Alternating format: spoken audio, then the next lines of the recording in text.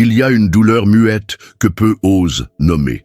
Une douleur qui ne laisse pas de traces visibles, mais qui s'enracine dans le silence des appels non retournés, des regards évités, des mots retenus. C'est la douleur de ces mères et de ces pères qui ont tout donné, leur corps, leur sommeil, leurs années, leur jeunesse, et qui un jour se retrouvent face à un mur invisible. Plus de petites mains à guider, plus de voix qui demandent « maman » ou « papa ». Il ne reste que l'absence.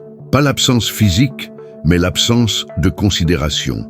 Et ce qui blesse le plus, ce n'est pas de ne plus être utile, mais de ne plus être vu. Tu reconnais peut-être cette sensation. Tu as été le pilier de ta famille. Tu as porté le poids de tous, souvent sans te plaindre. Tu as mis tes enfants au centre de tout, avant même toi-même. Tu as accepté les nuits blanches, les inquiétudes, les sacrifices invisibles. Et aujourd'hui, alors que tout ce que tu demandes est un mot tendre, un simple appel, un regard reconnaissant, tu récoltes le silence, le détachement, parfois même l'indifférence. Tu leur parles et ils détournent les yeux. Tu essaies de partager une pensée et on te coupe. Tu proposes ton aide et on te fait comprendre que tu déranges. Et tu te demandes, dans ce silence pesant, « Ai-je fait tout cela pour rien ?» Carl Jung disait « Ce à quoi l'on résiste, persiste ». Insister pour être aimé, pour être entendu, pour être reconnu, c'est parfois s'enfermer dans une cage sans serrure, car l'amour, le respect, la reconnaissance ne peuvent être exigés. Ils se cultivent dans le reflet de ce que l'on incarne, et cela commence par un geste puissant et souvent négligé, se regarder soi-même avec dignité. Ce que personne ne t'a peut-être jamais dit, c'est ceci: tu peux encore transformer la manière dont tes enfants te perçoivent. Mais cette transformation ne naît pas d'une présence excessive, d'un dévouement sans limite, ni d'une gentillesse qui frôle l'effacement. Non, elle naît du retour à soi. Du moment où tu te tiens droit, sans crier, sans supplier, mais avec cette autorité tranquille que seuls les êtres en paix avec eux-mêmes possèdent. Il est temps de cesser de mendier l'amour, temps de cesser de t'excuser d'exister. Il est temps de redevenir la personne que tu étais avant d'être un rôle, avant d'être parent, avant d'être nécessaire. Parce que si tu veux qu'on te voie, tu dois d'abord te voir toi-même. Ce message n'est pas une plainte, c'est une renaissance, un appel à celles et ceux qui ont trop donné et qui se sont perdus dans l'acte même de donner. C'est une invitation à reprendre ton espace, à poser tes limites, à t'aimer assez pour ne plus attendre que quelqu'un d'autre le fasse à ta place. Et si ces mots résonnent en toi, si tu ressens que c'est le moment de te remettre au centre de ta propre vie, écris en commentaire ton prénom et ton pays, pour que nous sachions que tu es là, que tu choisis aujourd'hui de ne plus quémander, mais d'exister pleinement. Pendant des années, tu as été indispensable, ton téléphone sonnait sans cesse. On avait besoin de ton avis, de ton aide, de ta présence. Tu étais là, toujours prêt, toujours disponible, toujours en train de t'ajuster pour ceux que tu aimais. Tu étais le centre invisible autour duquel tout gravitait. Mais aujourd'hui, tout est plus calme, trop calme.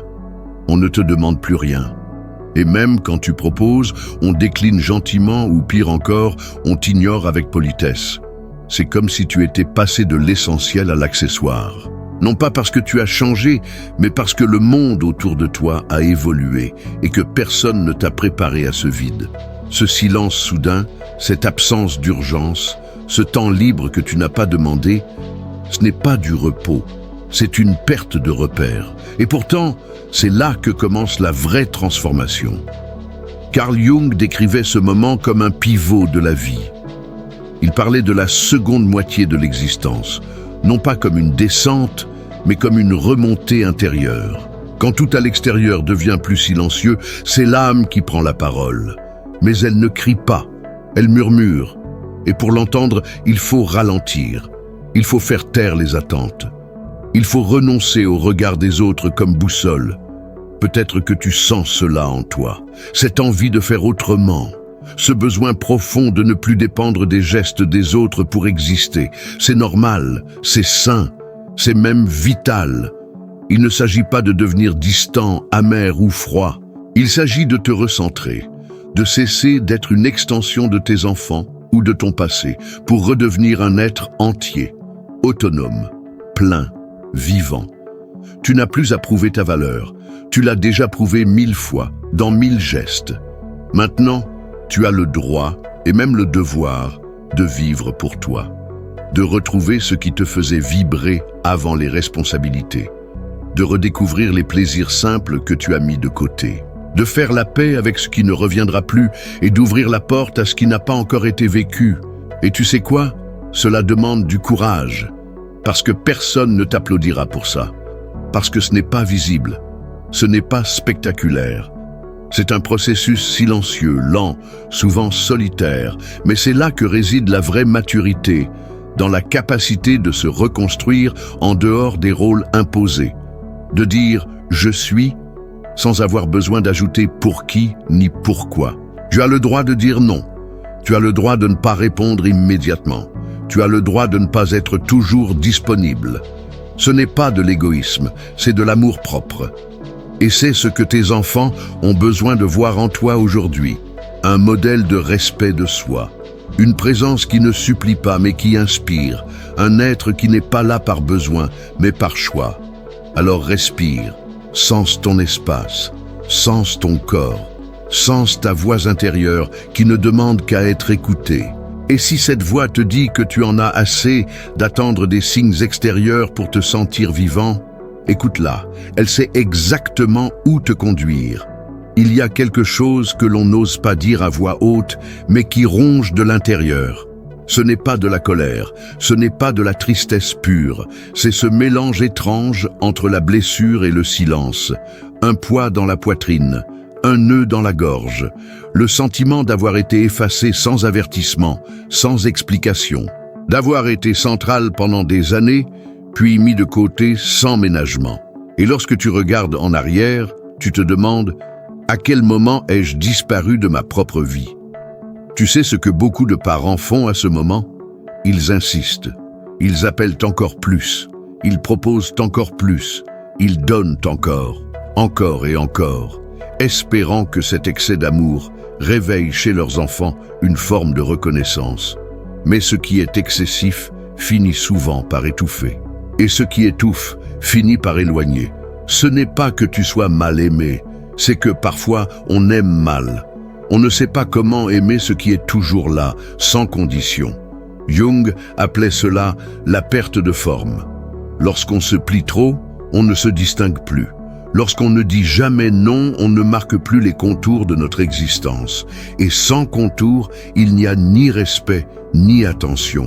L'amour sans limite, c'est beau dans les contes. Mais dans la réalité, il devient souvent invisible. Parce que l'humain, pour reconnaître l'autre, a besoin de contraste, de frontières, de présence affirmée. C'est ici que commence une vérité profonde, presque dérangeante. Ce n'est pas ton amour qui doit changer, mais sa posture.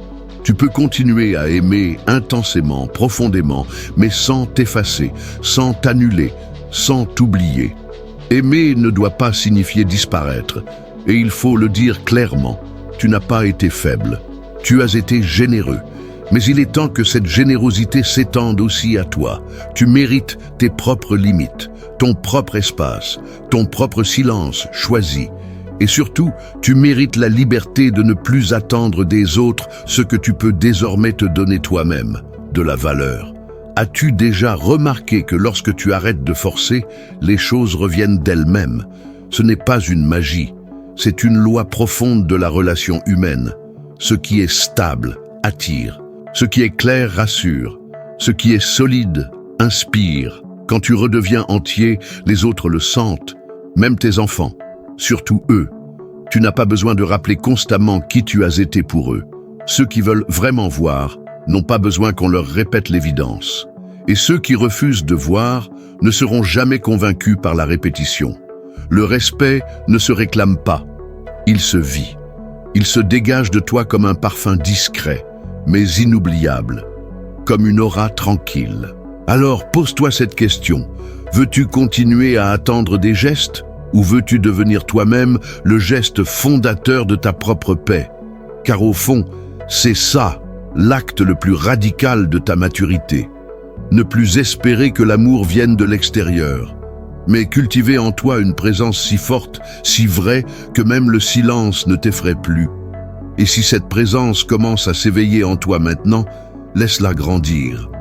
Écris dans les commentaires « Je choisis la paix intérieure ». Et rappelle-toi chaque jour que tu ne mendies pas l'amour, tu es amour, mais désormais avec des fondations. Il arrive un moment dans la vie où l'on se surprend à sourire alors qu'on est brisé à l'intérieur, où l'on dit « ça va » pour ne pas déranger, alors que le cœur crie en silence. Ce moment-là n'est pas rare, il est même devenu banal chez beaucoup de parents. Mais ce qui est fréquent n'est pas forcément normal, et ce n'est jamais anodin. Tu vois, pendant des décennies, on t'a appris à être fort, à ne pas montrer tes faiblesses, à ne pas dire quand tu étais fatigué, ni quand tu avais peur. Tu as fait ce que l'on attendait de toi, tu t'es effacé avec noblesse. Tu as gardé pour toi toutes ces petites blessures, les promesses non tenues, les appels oubliés, les regards fuyants de ceux que tu as élevés. Et tu t'es dit, ce n'est rien.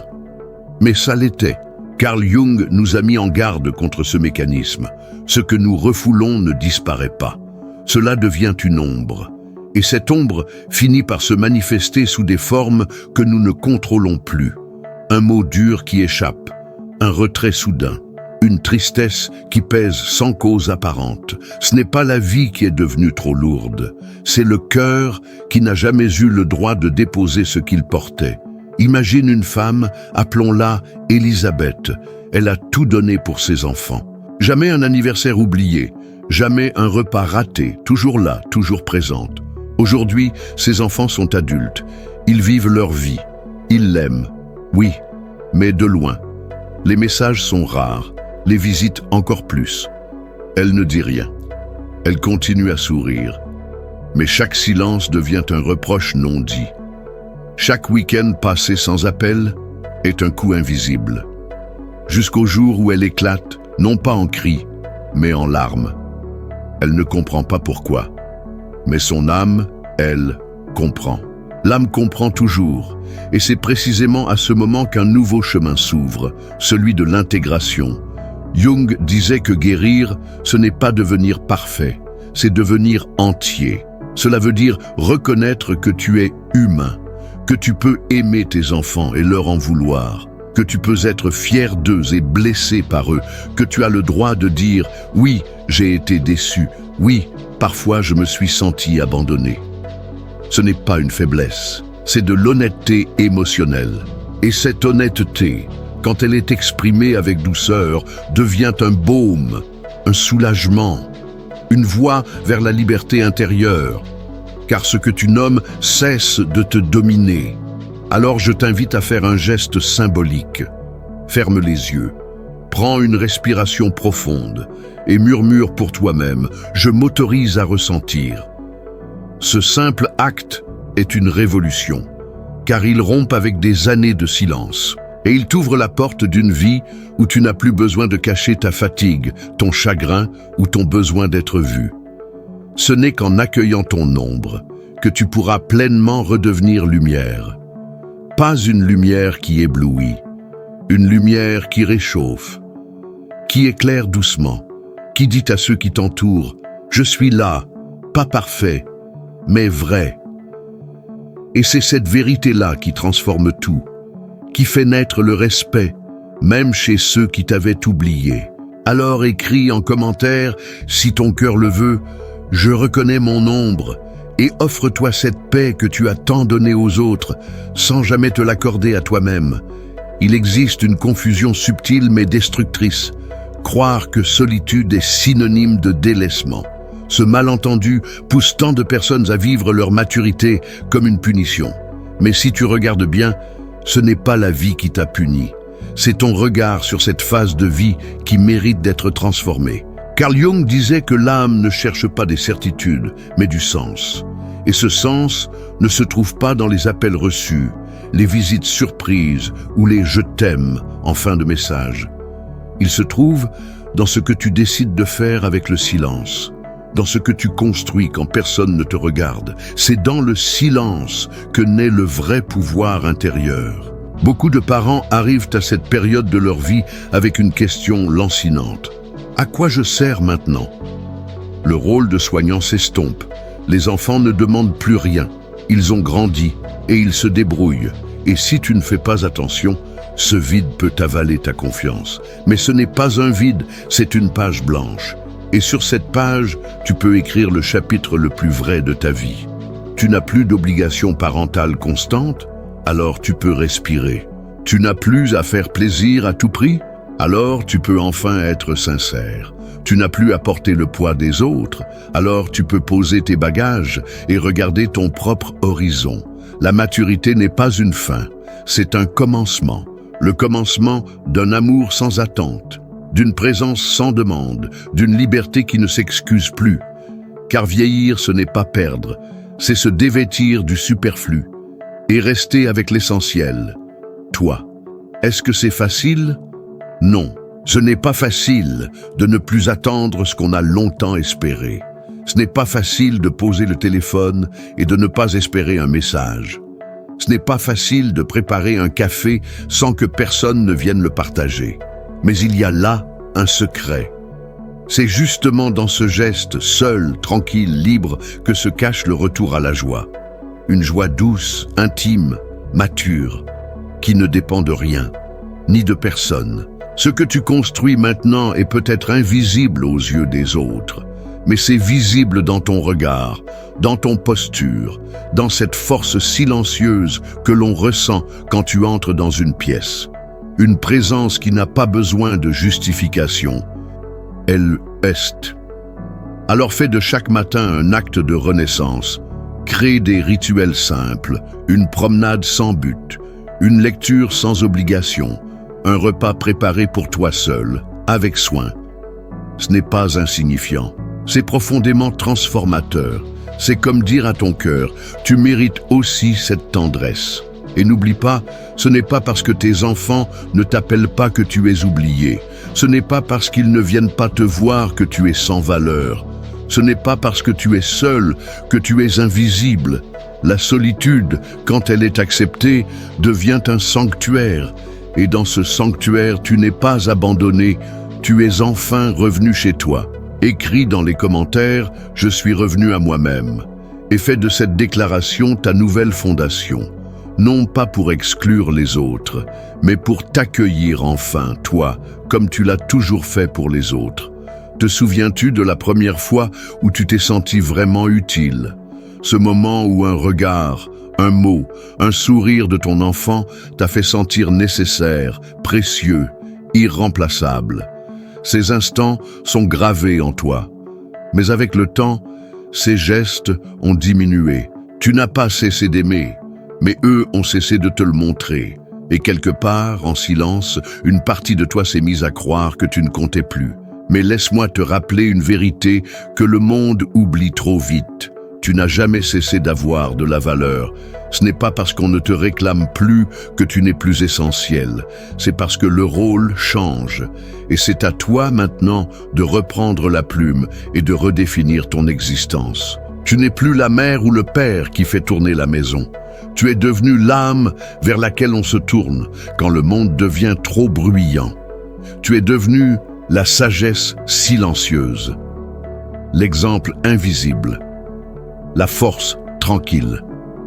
Et c'est là qu'apparaît le plus grand paradoxe. Plus tu t'effaces pour être aimé, moins on te voit. Plus tu es vrai avec toi-même, plus tu rayonnes. C'est ce que Carl Jung appelait l'autorité intérieure. Ce pouvoir qui ne crie pas, mais qui impose le respect simplement par la cohérence entre ce que tu es et ce que tu vis. Tu n'as pas besoin de supplier pour être reconnu. Tu n'as pas besoin de forcer les autres à t'aimer. Le respect, le vrai, commence lorsque tu n'as plus besoin de l'approbation extérieure pour exister. Quand tu fais la paix avec toi-même, les autres n'ont plus le pouvoir de te perturber.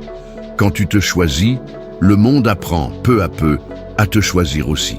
Alors aujourd'hui, peut-être que tu ne recevras pas d'appel, peut-être que personne ne viendra frapper à ta porte, mais ce n'est pas grave, parce que tu ne dépends plus de ça, parce que tu as ouvert une porte plus importante, celle de ton monde intérieur.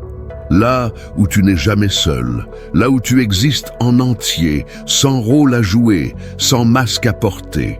Et si tu doutes encore, pose-toi cette question.